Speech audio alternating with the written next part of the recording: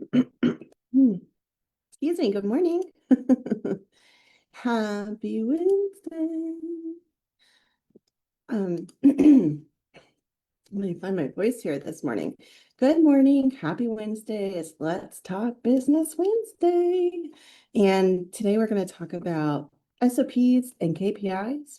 What are they and why do you need to have yours defined for Q2 and beyond, honestly? This is just a standard best practice for your business.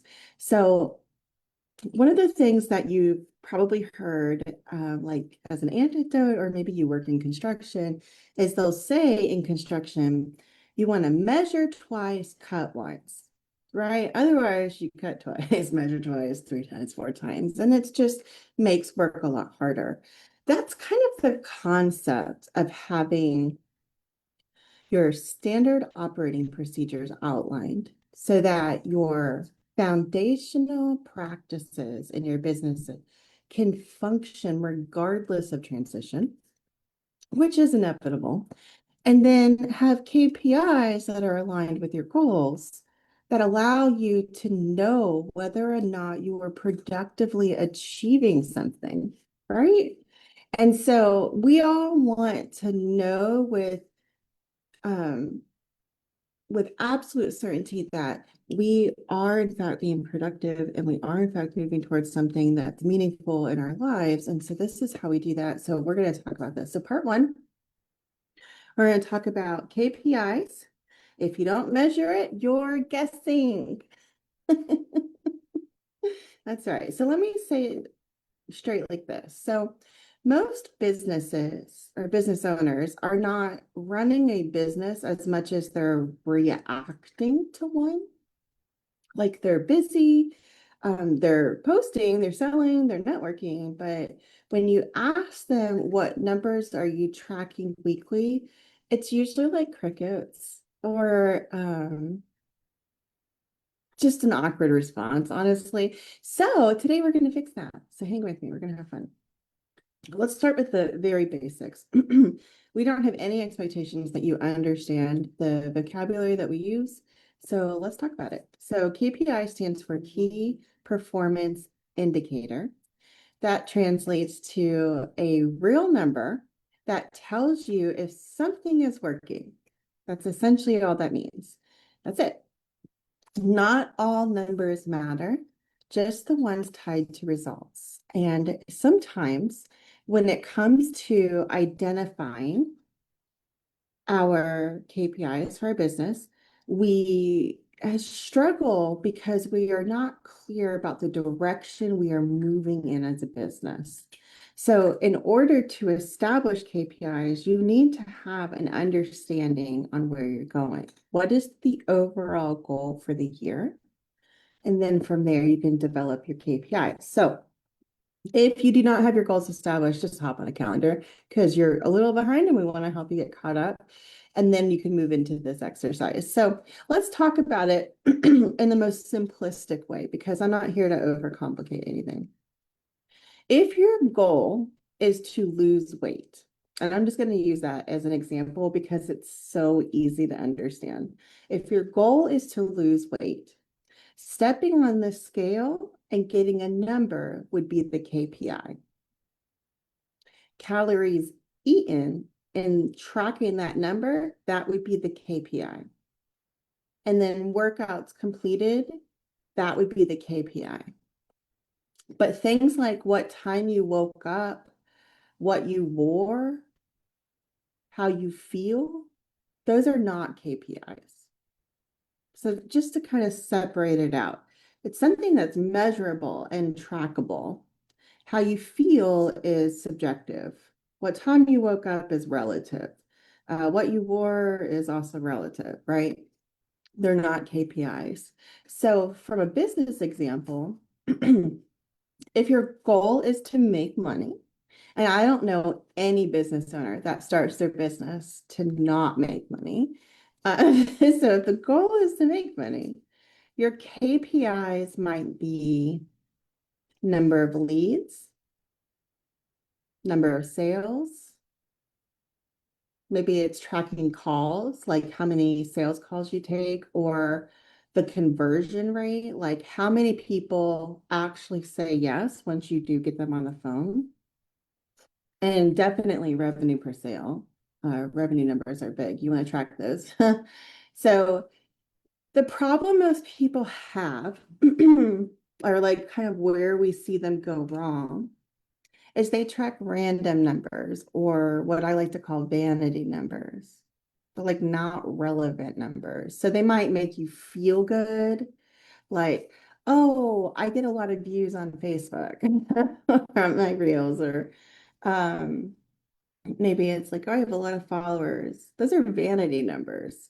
They look good. They really look good. People will build a little bit of trust with you because you have a following, right? But here's where people tend to go wrong. They're tracking random numbers, not relevant numbers. So, or worse, they're tracking nothing at all, and they rely on how they feel.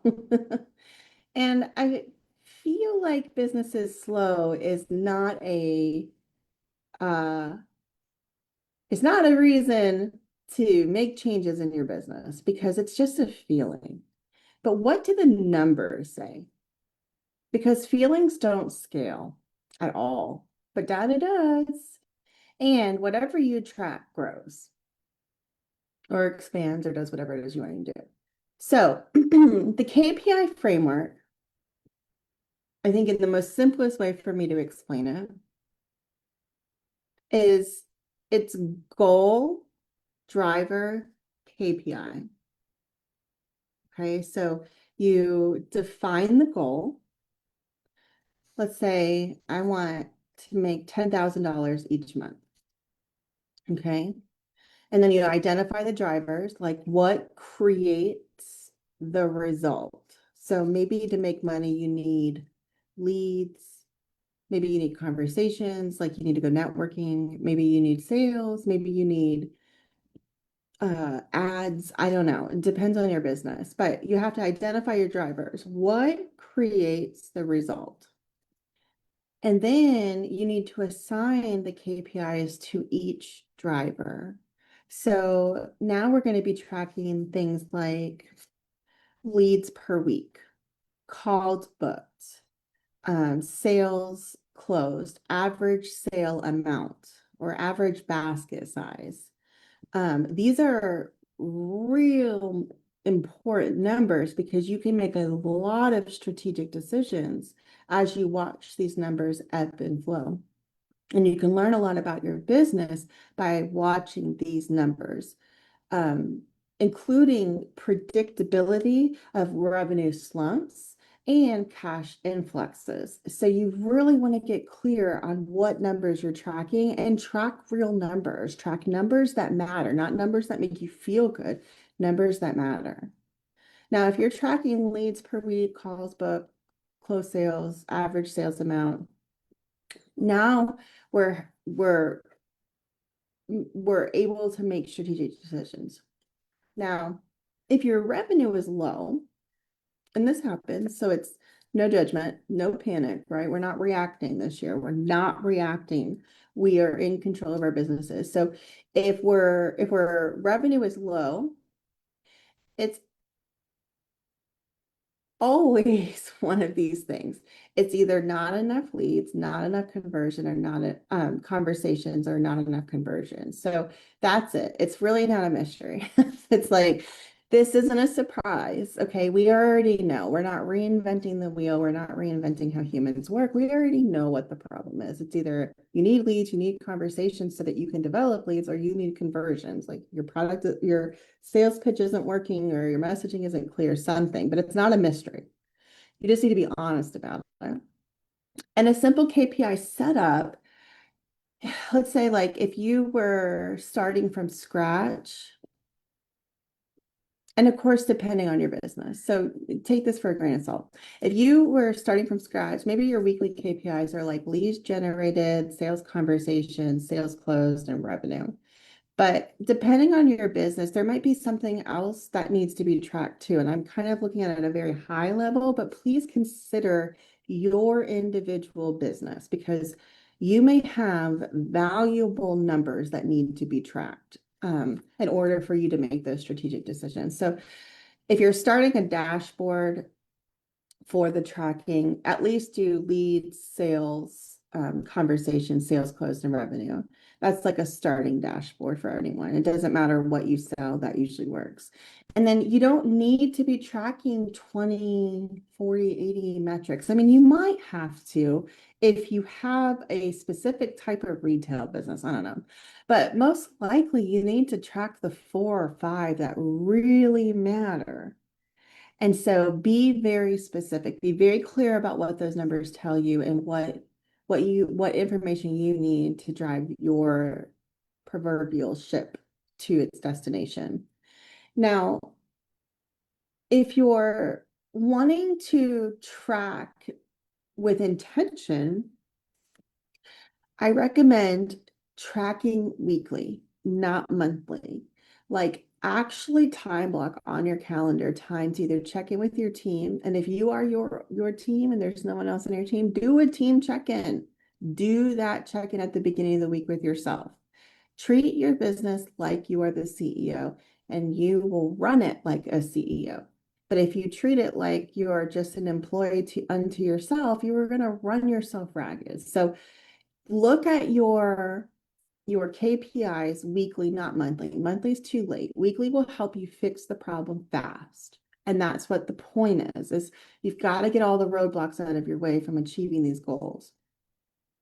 You also want to focus on one KPI per goal. Okay, so don't overcomplicate it. One goal equals 1 to 3 KPIs max. Okay, so don't like make your life impossible, right? These aren't supposed to be, life doesn't have to be hard in order for it to be successful. This is just to help you stay on track and to track what you're doing. And then review before you react. So before you panic, whatever information you've received, look at your numbers. Look at your numbers. Look at your numbers. Look at your numbers. If you're avoidant to your numbers, then get on Tina's calendar and she'll tell you how to fix that. Your business is not broken. Your system just needs alignment. So look at it. Look at your numbers, okay? Now remember, KPIs do one thing. They remove the guessing. Remove the guessing. And once you stop guessing, you get to lead. And that's where we're going. You need to be the leader of your business. You deserve to be the leader of your business. Now, KPIs. Let's move it on. SOPs. This is part 2.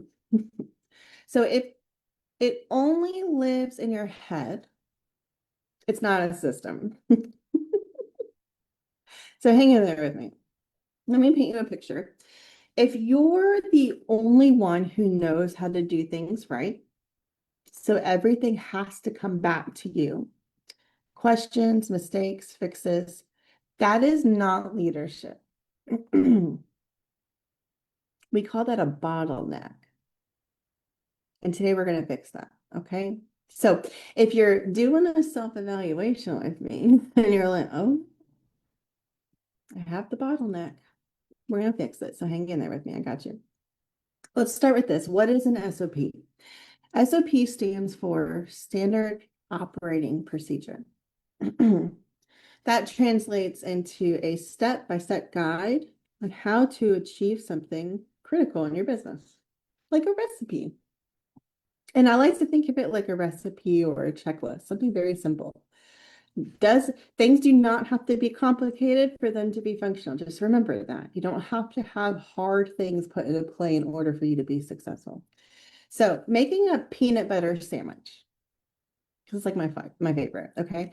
Get bread, spread the peanut butter. If you like jelly, spread the jelly. Put the slices together. Cut it in half, put it on a plate, and serve it. Each one of those things is the SOP on how to put together a sandwich, right? And you can get as detailed as you need to be. Like, oh, take the bread out of the bag, lay it on a plate, grab a fork. Like you could be as step-by-step focused as you need to be. The point is that there's no ambiguity. There's no guessing.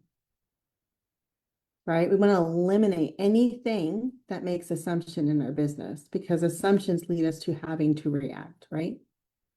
Now, a business example, outside of my childhood favorite peanut butter and jelly sandwich, a business example is like how you post on social. So let's say you write open Canva, choose a template, add a caption, schedule it. It's terrible. There's not enough steps in that. But now anyone can do it, right? In theory, they could go through the checklist and they could do it, right? So why are SOPs so important to your business? That's a great question. I'd love to answer that for you. Without SOPs, everything depends on you. Your team will guess, your contractors will guess, mistakes will constantly repeat, growth will stall. But with the SOP, work is consistent, people move faster, and it gets your time back to you. I cannot emphasize that last one enough. It gives you back your time. And that's the magic, and that's what we're looking for.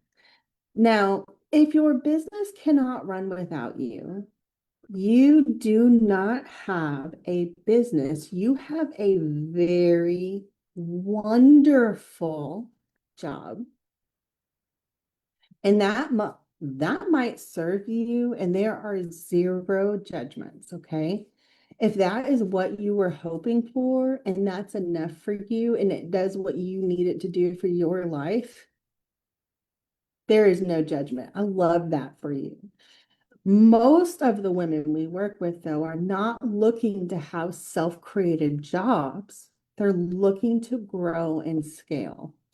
And a business cannot grow and scale when we're not tracking things properly, when we're not outlining procedures properly, because then it gets done in a sloppy way. And if you really, really want to have impact and you want to leave a legacy for your community as a business owner, that consistency factor is everything. It is everything. Now, let's talk about the SOP framework. I want to keep it super, super simple. So, task, step, owner. That's the framework we're going to work with. Task, step, owner. Okay. So, I want you to start small. Pick one task in your business. Example, maybe it's how we respond to new leads. Okay. Write that as the title. SOP, how to respond to leads. And I mean, literally write this down, very literal. And I want you to go, step one, check email inbox or wherever the lead comes in. Step two, copy response template. Right, make a template. Step three, personalize the first sentence or the name or the signature. I don't know, personalize it. Step four, send within 24 hours. That's an important one. And then it's done. Then, if you were to hand this task off to someone and they were to look at you and say, but boss, how would I know if I did this task properly? You could literally just say, if you do all of these steps, you've done your job. What that does for you is it gives you confidence and reassurance as you hand it off to somebody else that the task's going to get done correctly. But what it does for the person taking the task is they feel like you're respecting their time. They're not going to have to sit in ambiguity and guess what their responsibilities are. They're going to have a clear structure on what success looks like for them and how to achieve it. And you never know. By having people do these jobs for you, they might also help you establish these SOPs. So something to consider. Those are really important pieces too. Their feedback is very valuable. The other thing is you have to be able to take time to assign ownership. And if you have a hard time delegating because maybe that's a new skill for you, maybe you're a little hesitant because nobody quite does things the way you do them, which I've been there, I know how that feels. It's important to let you know that if your goal is to scale sustainably, you have to be willing to let things go. And you need to operate as a CEO and not the implementer of your business all the time. So taking time to go, who can be responsible for this? I don't like to look at this as people. I like to look at them as roles so that as that role individually comes and goes, because, attrition is inevitable. You might have turnover in your team, that kind of thing. I know that the standard is set fair and equally across the board for anyone who sits in that seat. I need things to work systematically because we do things repetitiously. So it's important that I have it assigned not based off of someone individually, but based off of the role. Now, depending on where you are in your business, maybe you need to assign it based off of a person. You make that choice. But the point is assign it and don't let your name be by everything in your business. You cannot be everything for everyone all the time. You just can't. Now, if a 15-year-old could not follow the list that you put together for your standard operating procedure, you've made it too complicated. So this is where I think people mess up the most is it's like they try to document everything at once and make it perfect, overcomplicate the steps. And it's just like, no, don't do that. Here's the thing. It doesn't matter how you feel. Start messy. Start small and build as you go. If you're always waiting to feel like you got it figured out, you're never going to get anywhere. You're just going to be paddling and the current's going to be moving you and you're not really going to, you're just going to be standing still. So let's talk about some tips to make sure you have what you need to be successful. The first thing is start with repeating tasks. Okay. So if you have a task in your business that always repeats, weekly, daily, monthly, whatever the frequency is, but it is a thing for you and it repeats, then let's systematize that. Let's just start with that one task and think really simplistically. Like, let's say if you do it more than twice, it needs an SOP. You choose what that number is. Okay. Now, also, the next thing I'm going to say is use video first. So, like, record your screen while you do the task. It's faster than writing and it's easier to train. So, especially if it's has a handful of steps in it. Like if you're showing them how to edit a website, or if you're teaching them how to use their portal for something, or if you're showing someone how to, do a social media design or something like that. Video, because a lot of people need that visual.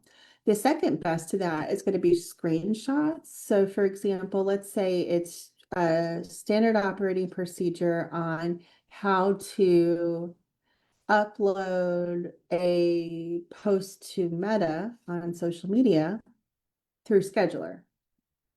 And in order to make this easier for your people, you screenshot each step. So you put like step one, you write the task that has to be achieved and you screenshot it, and maybe you put a circle around the button or the thing that you want them clicking on, making it more visually sound. That's totally fine. Don't get overly caught up on doing that, but absolutely. If you're wondering how to do that, if you're on an Apple device like a Mac, a MacBook Pro, MacBook Air, you do the command button, Shift 5.